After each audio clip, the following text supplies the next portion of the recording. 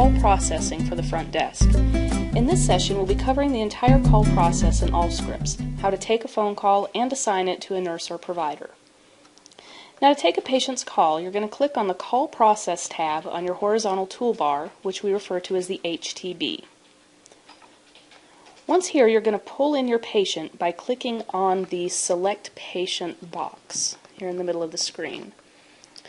And we're using our fake Allscripts patient, so we're just going to type the patient's last name in here, part of it, and click Search or hit Enter.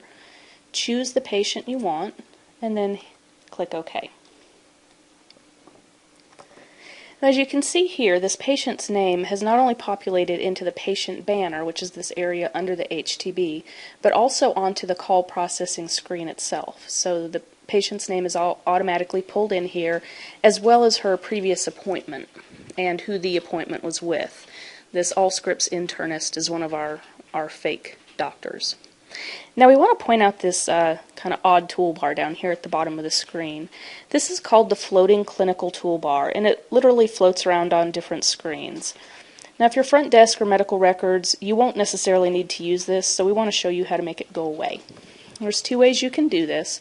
You can either click in this X on the actual floating toolbar, which will make it go away, or if you go up here on the tool icon which sits on your toolbar, click on the down arrow, and at the very bottom it should say Show Hide Clinical Toolbar. If you click on that, the toolbar will go away for the duration of your login session. So it will be gone until you log off and log back in again, at which point you'll have to re-hide it.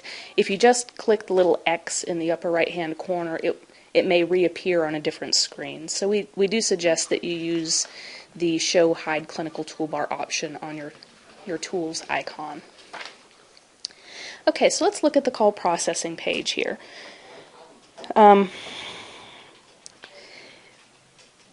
Say the patient has called in themselves. There's a really handy little button here that you can click on, right here where it says Patient is Caller, and that automatically pulls in the patient's name. The relationship, of course, is self, and over here it also pulls in the phone numbers that are on file for that patient. You can, of course, change the phone number if they give you a different number here, but this is just a really handy little shortcut that you can use. Now, we also want to show you how to fill this information in if the patient isn't the caller, so we're going to uncheck that box, and we're going to assume here that the caller is, say, Allison Allscripts, who is Diana's daughter. So in the caller field, we're just going to put Allison Allscripts, and in the relation field, you can click on the down arrow, and we're going to choose daughter. And then over here in the phone number field, we need to fill this information in based on what the patient said. So we're just going to put some numbers in here. And as you see, there are two different fields, so you can put two numbers in. Say the patient's at work and they want to give you their work number and their cell number, you can do that. And the second field, of course, gives you the option of showing what type of phone it is, if it's a mobile phone, home phone, etc. The date and the time of the call pulls in automatically, as you can see there in those yellow fields. Now the next step is, who do you want to send this call to? So you're taking the call and you're going to send it to, Dr. Allscripts' nurse. Now you can route the call two different ways. You can either send it to an individual person by clicking on the user radio button here, and then we're going to click on the blue all icon, and here we're going to search for a particular person. Now we have some fake nurses set up in here as well. So we're going to click on our clinical person here and choose OK. And then when we send this phone call off, a task will generate to that particular individual so that they know they need to deal with this. Now we also have some teams set up that you can route the call to, and we do this so that if you just need to send it to a nurse, not a particular nurse, you can send it to a team. And all of this will sort of depend upon your particular office's workflow.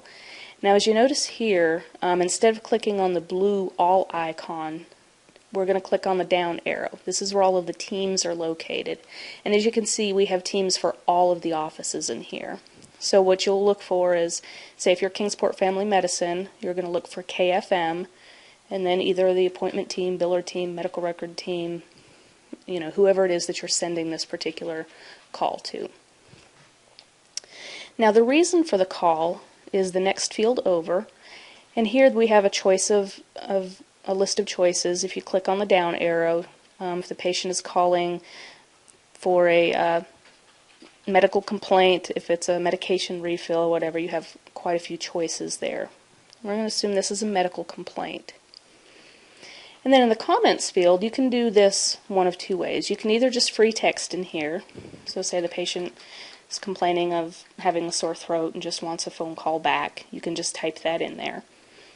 Or we also have these really handy text templates that you can use. If you see here at the bottom, there's a gray box that says Text Templates. Click on that.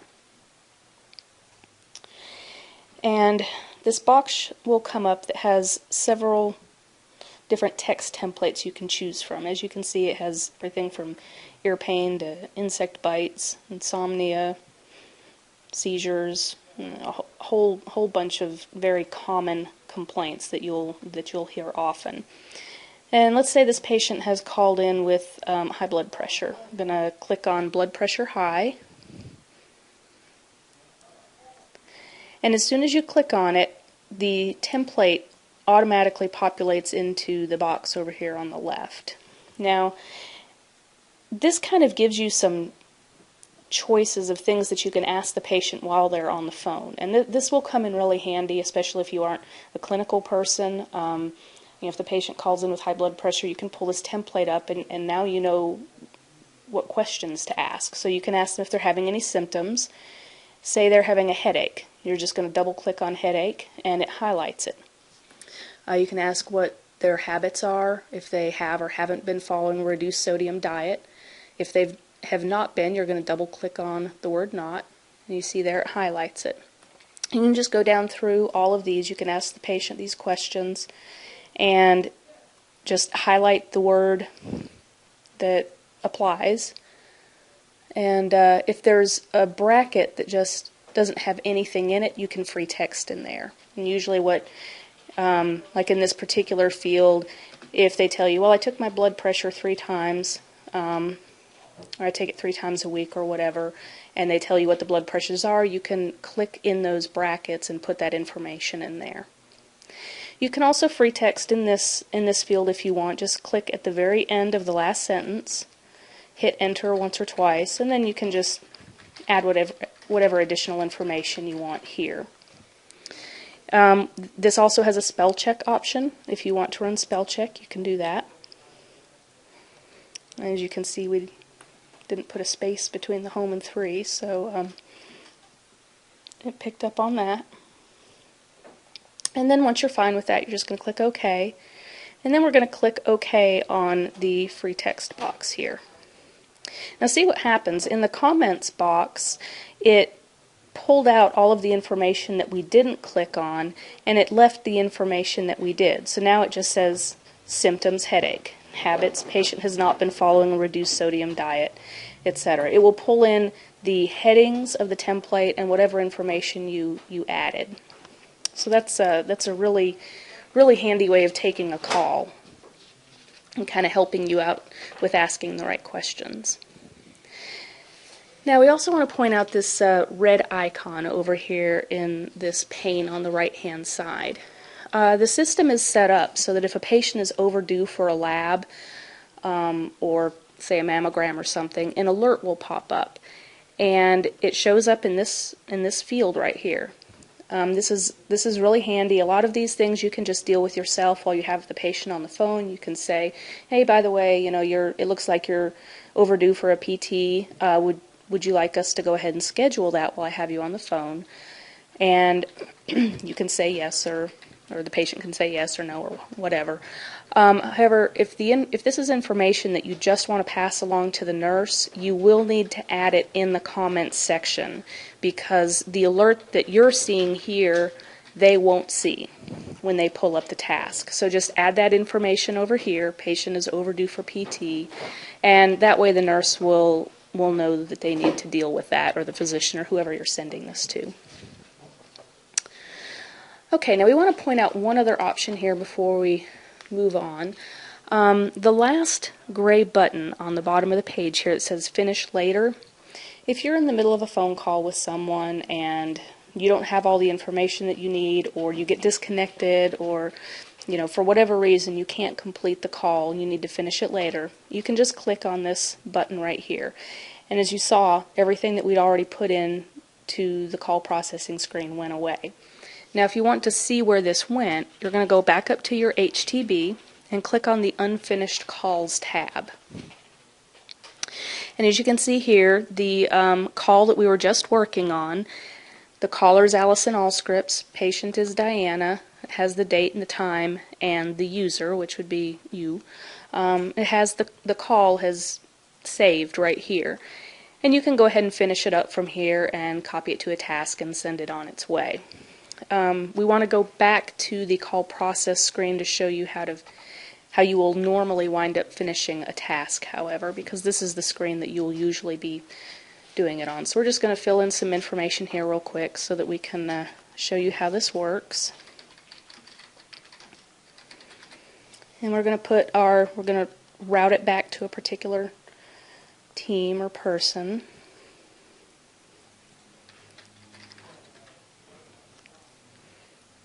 And we're going to choose a reason for the call. I'm going to go back and put medical complaint. Okay.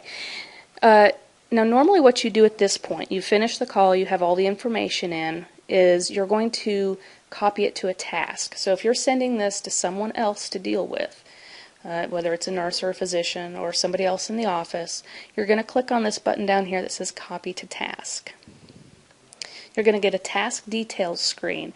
Basically this just has all of the information that you just inputted. So it has the person you've assigned it to, it has the type of a task, it's a medical complaint callback, it has all of the comments that you added in the comments field here, and for the most part you really aren't going to need to add any information on this screen unless you just remembered something that you wanted to add into the comments. You can add that here. Or if you want to create a notify task for yourself. So when, if this is like a really important phone call and you want to be notified when it's been handled, you can click this button that says complete so that when somebody else takes care of it, you'll get a notification stating that the task has been completed, or if it's overdue. Most of the time I imagine the majority of you won't necessarily want to do this because you'll be getting a lot of tasks with just notifications, but that is a possibility. So from here you're just going to click OK and you're done. That's it. Now to do the next call that comes in, you're just going to clear the form, and there is a way that you can set a default so that clears automatically as soon as you have copied the call to a task. And if you want to look at our personalization webinar, that shows how you can do that. And that's basically it for call processing. The most important thing to remember is when you take a call, you have to copy it to a task or to a note. For the most part, if you're front desk, you will be copying them to tasks as someone else will be dealing with them. If you don't copy it to a task, then basically the phone call just vanishes into the ether. So make sure that you remember to actually hit that gray button down there and copy it. And that's it. We hope this has been helpful, and if you have any questions, please feel free to give us a call. Thanks so much, everyone. Have a great day.